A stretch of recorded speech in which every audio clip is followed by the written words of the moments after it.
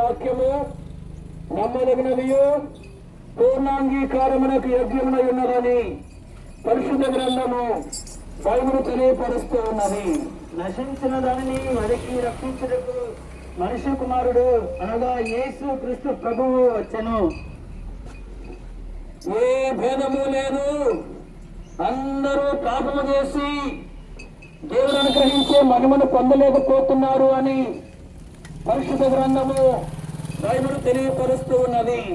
పాపము వలన వచ్చే జీతము మరణము, అయితే దేవుని కృపావరము మన ప్రభువైన యేసుక్రీస్తు ద్వారా కలుగుచున్న నిత్య జీవము. రక్తము చిందించకుండా పాప క్షమాపణ కలగదు. యేసు రక్తము ప్రతి పాపములను మన పవిత్రంగా చేయను అని పరిశుద్ధ గ్రంథము బైబిలు తెలియపరుస్తూ ఉన్నది. యేసు చెప్పెను, పునరుత్థానమును జీవమును నేనే, నా యందు విశ్వాసముంచువాడు చనిపోయినను బ్రతుకును, బ్రతికి నా యందు విశ్వాసముంచు ప్రతివాడును ఎన్నటికి చనిపోడు.